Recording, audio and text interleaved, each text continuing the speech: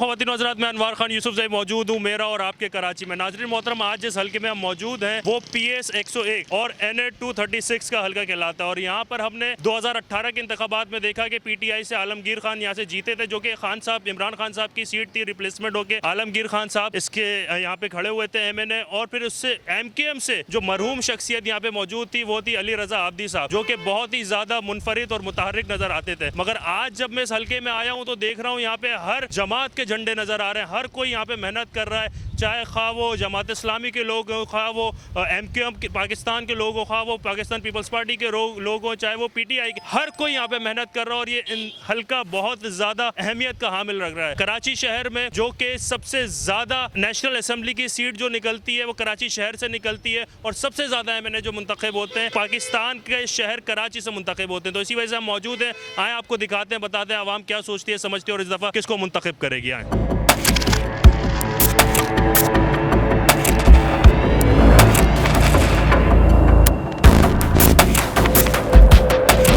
बताएं, 2024 के इंतखाबात जो हो रहे हैं किसको वोट देंगे? मैं जमात इस्लामी को। क्यों? क्योंकि जमात इस्लामी की वर्किंग मैं 40 साल से इस एरिया में रह रहा हूँ और अल्हम्दुलिल्लाह जमात इस्लामी की वर्किंग से मैं बहुत सेटिस्फाई हूँ। मेरी आंखों के सामने जो इन लोगों ने काम किया है उसको जुटला नहीं सकता। गटर लाइन से लेके XYZ इवन हर मसले में बहुत सपोर्टिव है। और रात का 2 बज रहे हो या 4 बज रहे हो, यहाँ हमारे चेयरमैन और काउंसिलर किसी भी तरह से पीछे नहीं हटते। 2024 के इंतखाबात होने जा रहे हैं 8 फरवरी को, किसको वोट डाल रहे हैं? सर, जो इलाके के लिए, जो उसके लिए अच्छा होगा, हम इंशाल्लाह ताला उसी को वोट डालेंगे। बेहतर किसको डालना चाहेंगे इस दफ़ा, किसको देंगे? जमात इस्लामी बेस्ट। नाज़रीन मोहतरम, हमारे साथ मौजूद इत्तेफाक से PS 101 MPA की सीट पे जो खड़े हो रहे हैं सैयद कुतुब अहमद साहब हमारे पास इत्तेफाक से मौजूद हैं। इनसे पूछते हैं क्या तैयारियां हैं और क्या ये आवाम को डिलीवर करेंगे। जी अस्सलाम वालेकुम। वालेकुम अस्सलाम। आप खैरियत से? ठीक ठाक, अल्हम्दुलिल्लाह। बहुत शुक्रिया आपका वक्त देने का। जी बहुत शुक्रिया आपका बात करने आपके का। हल्के का हम सर्वे कर रहे हैं और विजिट कर रहे हैं, और हम चाहते हैं कि जी आप हमें बताएं कि इस वक्त आप आवाम को क्या डिलीवर करेंगे। पिछली दफ़ा तो PTI के झंडे तले, बल्ले के झंडे तले हमें यहाँ पर आलमगीर खान मिले थे, मगर इस दफ़ा आप क्या डिलीवर करेंगे और आवाम को क्या ऐसा पैकेज यहाँ पे लाके देंगे अगर जमात इस्लामी जीत जाती है? बिस्मिल्लाहिर्रहमानिर्रहीम। सबसे पहले तो ये है कि जो कराची शहर है और कराची शहर को जो सूरत हाल रही है पिछले 18 और 20 साल के अंदर, किसी भी पार्टी ने कराची को ओन नहीं किया कभी,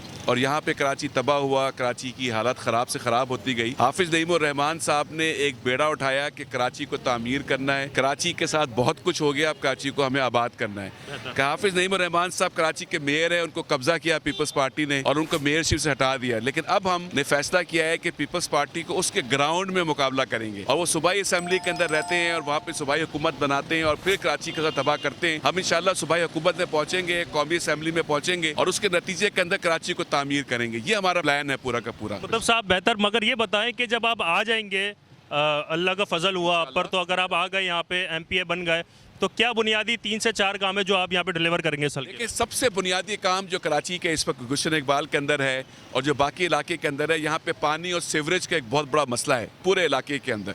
और उसके पानी और सीवरेज के मसले को सूबाई हुकूमत और मरकज़ी हुकूमत उसको मुख्तलिफ बहाने बनाती है यहाँ काम करने के। मेरे ख्याल है ये वो बुनियादी चीज़ है जो यहाँ पे करने की ज़रूरत है, इसको डेवलप करने की ज़रूरत है लेकिन मैं आपसे एक और बात कहता हूँ, आप तो फिजिकल काम की बात कर रहे हैं ना, हम तो लोगों की उम्मीदें वापस दिलाने के लिए आते हैं। हम ये चाह रहे हैं कि लोग उम्मीद से वापस हो जाएं, यानी कि हमारा एक खातून जो घर के अंदर बैठी होती है वो भी नाउम्मीद रहती है, बच्चा बाहर निकलता है परेशान रहते हैं कि यार पता नहीं क्या होगा।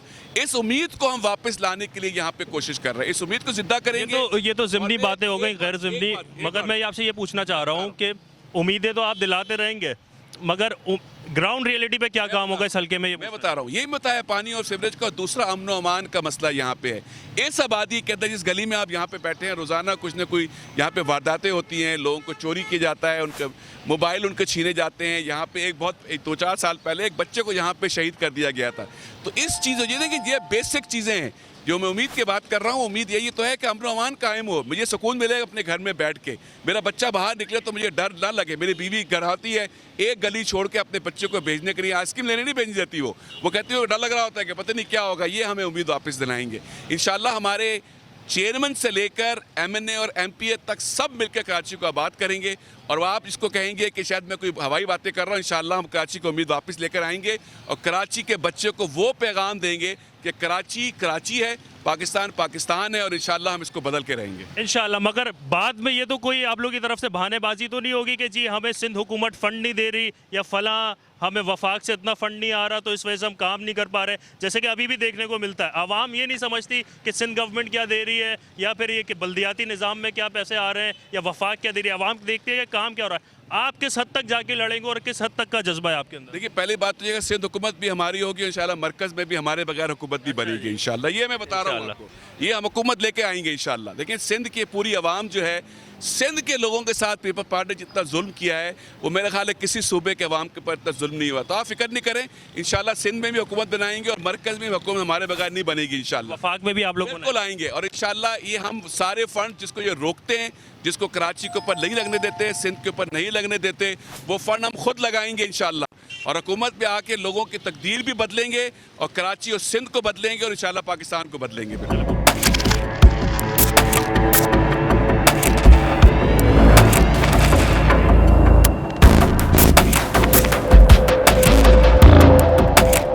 बताओ 2024 में किसको वोट दे रहे हो? शहबाज शरीफ को। नून लीग को? नून लीग। सर ये देखने में आ रहा है कराची में हम सर्वे कर रहे हैं, इस दफ़ा ये तब्दीली ये है कि लोग कह रहे हैं नून लीग को भी वोट देंगे हम। बाबा क्या वोट दोगे 2024 में किसको? यार मैं तो किसी को भी नहीं दूंगा। वाह वाह वाह वाह, किसी को नहीं? क्यों? दिल बर्दाश्त था? बिल्कुल सबको देख लिया है आपके सामने, किसी कोई एक भी नहीं है जिसको दे।